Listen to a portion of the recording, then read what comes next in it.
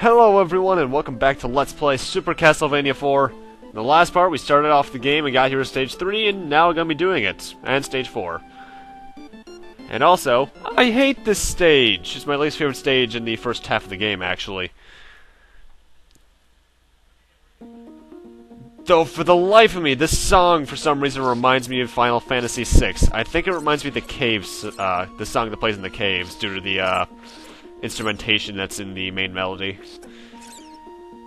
Anyway, those water droplets will hurt you, I believe. Keyword is I believe. I'm not too sure, honestly. They look like they would, but I'm not sure considering it's Castlevania. If it was Mega Man, they would. Anyway, the main part of the first part of the stage is pretty much just this weird clay platform stuff.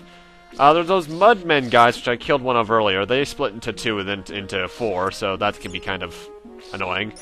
Although it doesn't slow down the game at all. Where's your blast processing now, Sega? Just kidding, I love you, Sega. You got a lot of bone towers and such, nothing too threatening. Though I don't like the way the camera snaps like that, that's kind of weird.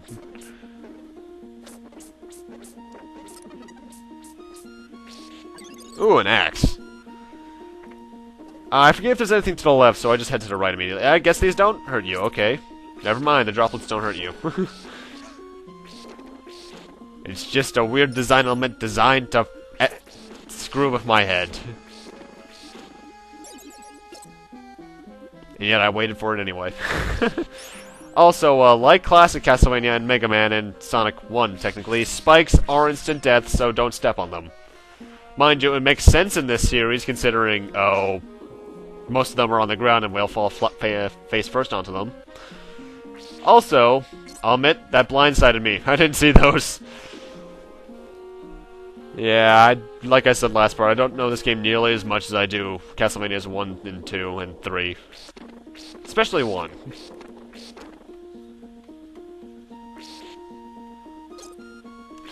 Luckily, though, the first section of the stage that we're in right now is rather short. We just ended it off right now. And now we're into the second section, which is a weird song that reminds me of something. I'm not sure what it reminds me of, I just know it does. Also, those things are invincible. You know what? I think this thing can, I just realized it. This song reminds me of a song from Super Metroid. Huh. Mind you, most of the time Super Metroid's music is completely and totally atmospheric. But then again, I don't care. That game is fantastic. Thankfully the waterfalls do not slow you down at all. It's not like classic Mario stuff. You got a lot of hooks to hook onto, though. Although I think you might be able to make that jump. If you time it just perfectly. And thanks, game. I totally need 3 candles. Why were there human hearts and candles? How to sum up every Castlevania game in a nutshell? Why are there hearts and candles? Yeah, this stage, in fact, this is the first stage to really abuse bone towers. They're pretty much just obstacles, not even really enemies. Because you can actually whip their shots right out of the air in this one. I don't think you could do that in Castlevania 1, at least. I'm not sure about 2 and 3. Heck, I don't even remember them being in 2. Were they? I recorded that in like a month. And by that I mean I finished recording that like a month ago, so I'm not sure.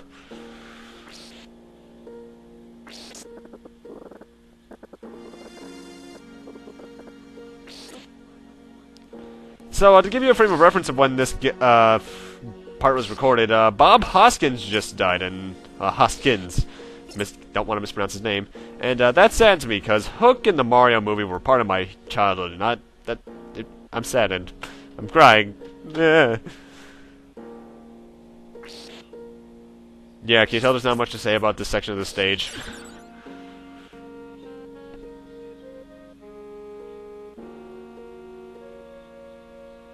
Then again, I'm still not sure how you guys are going to react to the whole Wario rant I went on, due to the fact due to his very sad passing back in the...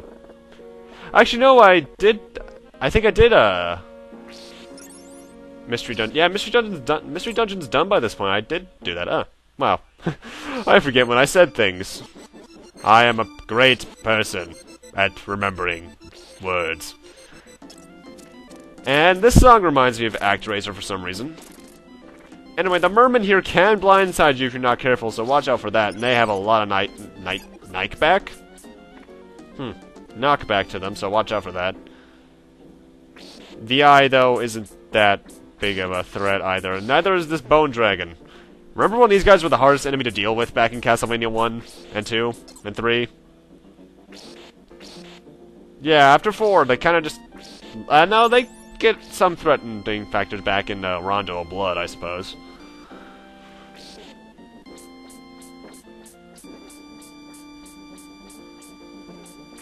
Come on, get into that. I want that chicken!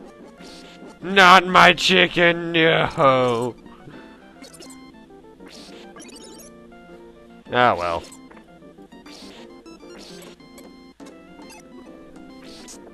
Anyway, like I said last part, the water is instant death, so stay out of it, whatever you do.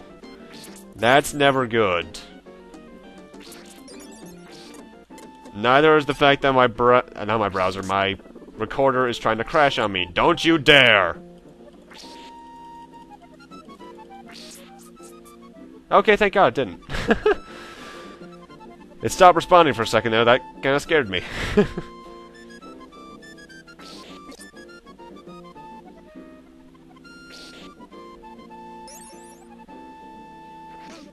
I'll admit, I didn't see that guy there at all. Just like the one enemy in the first level.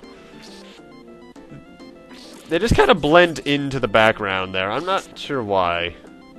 Then again, I'm always kind of looking at the platforms at the skeletons, so I guess that's why. In fact, I don't think I've ever actually avoided that guy back there. Huh.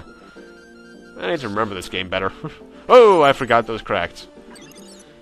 Be careful, by the way, because if you jump on these platforms in the wrong order and you crack the blocks, you might actually make it so that it's impossible for you to progress onwards. Which is never good. Of course, you could just cheese this guy. I could just whip upwards, but I'm feeling extravagant for some reason and want to take him out fancily. Although he would have been dead by now if I was whipping.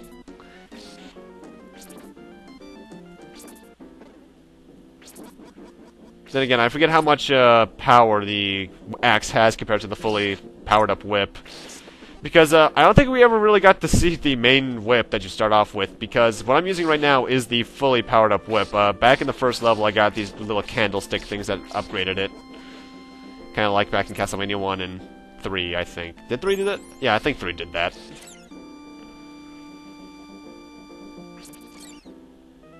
Away with ye! You see, if this was an older Castlevania game, I wouldn't be able to get rid of those guys. At least easily. Because crows and birds and bats are annoying. Unless you're playing Scott Pilgrim or this game or any of the Game Boy Advance DS games. Or one certain one on the PlayStation. Nudge nudge, wink wink. We'll find out what that is in a while. 2 games from now in terms of what I'm playing. Anyway, the boss of this stage is... water. I'm done for. No, seriously, where the hell is he? There you are. I'm guessing it's a Hydra or something? I'm not sure. Anyway, this boss likes to send water fireballs. Well, first off, it likes to do that attack right there. That can hurt. And it'll also send 3 fireballs out in a spread shot pattern like that. And other than that, the only way he can really hurt you is touch damage. Thankfully, this water's deep enough, shallow enough rather, that you can just stand in it and use it to cheese them.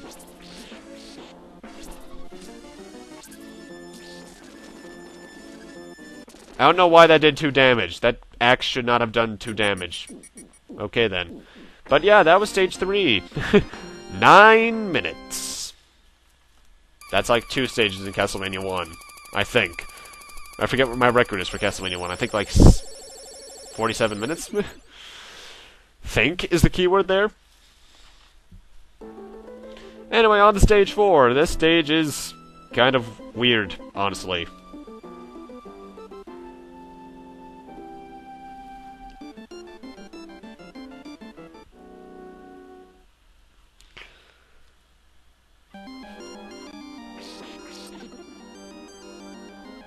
This is one of the weirdest songs in the game, I'll be honest. It sounds badass at first, but just wait for it.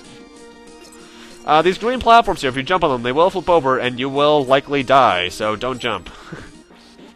Also, they try to trap you with enemies in the walls like that. Be careful.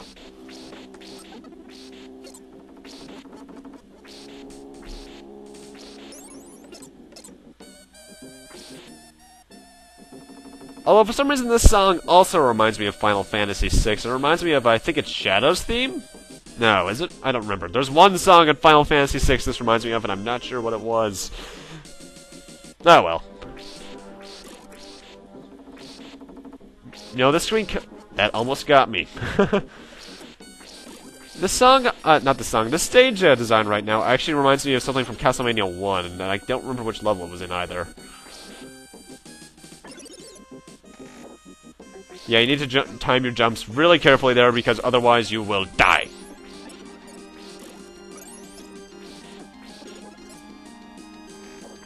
Ooh, that was really, really close.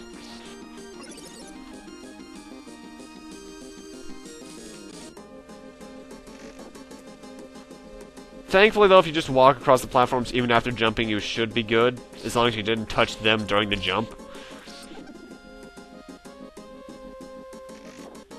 Oh, really? So I made it that time. Not sure how, I did the exact same thing. Picky hitboxes. This game has a couple. It also has bats you can just hit in the face and completely ignite. Which makes no sense. Chemically. Anyway, first boss of this stage, that's why I said first, this is actually the first stage to have more than one boss.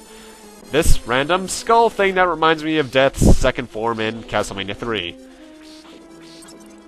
The big thing with, pretty much, it's going to do that gas attack you just did. Every time you hit it, it rains down from the heavens, but if you just hit it in one spot like that, it's no problem at all. This is where the stage gets weird. Because you grab onto this hook, and then suddenly, the entire world starts flipping upside down. I'm not sure how this works, but apparently it does. Okay. Pretty much this entire screen's just a waiting game. Also, that hole there in the left, that is not a door, that is in fact death. Pretty much what you have to do now is just kill, or at least wait out all of the Medusa heads on this screen.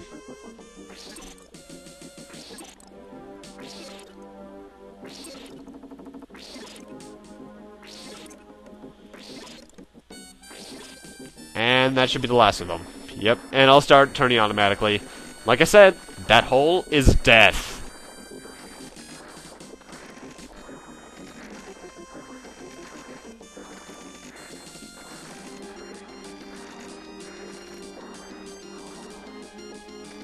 And for proof of concept, that platform even disappeared to make you fall into it.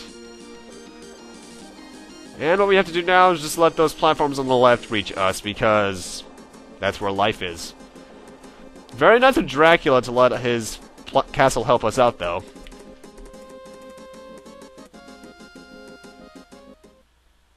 And, ooh, Mode 7 graphics! The entire gimmick with this part of the stage is that the platforms behind you are constantly falling, so you need to keep moving so that they don't kill you. Although I think they don't fall off until you pretty much leave them off the screen. Enemies will fall from the ceiling, / wall, / floor. I'm not sure what to classify that thing in the background as. So watch out for that.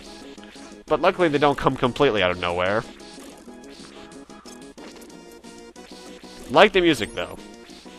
In fact, that's one thing I like about the soundtrack. It's not necessarily catchy, certain songs aside, but it's really atmospheric, and I love that. And I hate this section. The entire gimmick with this section, okay, section of the level is that there's these certain blocks on the screen that'll constantly go up and through the floor and ceiling, pretty much going in a loop. You can get crushed easily here, and like most games, crushing is instant death. So you need to be really quick on your toes and make sure that doesn't happen to you. Luckily, it's rather easy if you're in sections like this. but they get a bit faster later on, so yeah. Also, I've gotten lost in here numerous times. I actually admit I did do a practice playthrough of this one part, just so I can make sure I knew where I was going. Hey, this brings back memories of Castlevania 1, and how I died to these things embarrassingly in my original playthrough. Did I die to them in my replay? I don't think I did. And this is where they get really fast. You just need to walk to the right as fast as you can so you don't get killed by the spikes or crushing. And we'll never see them again.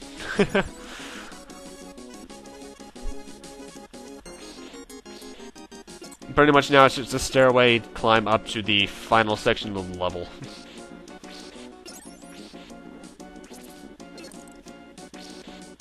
If I could hit you with this axe, I totally would.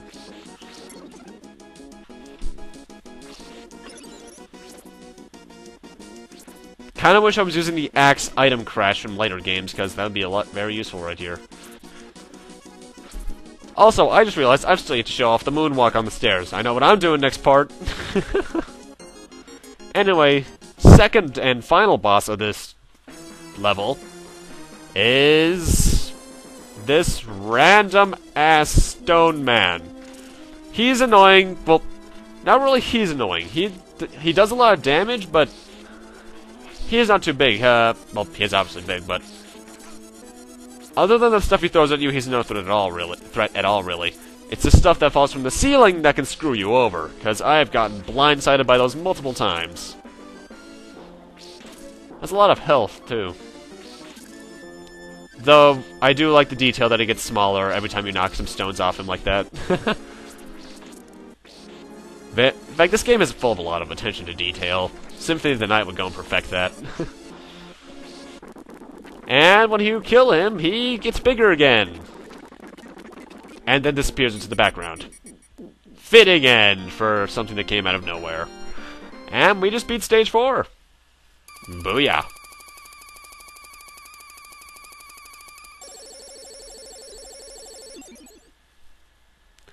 And with that, I'm going to need to end this off here. Thank you guys for watching. Rate, comment, subscribe, all that kind of stuff.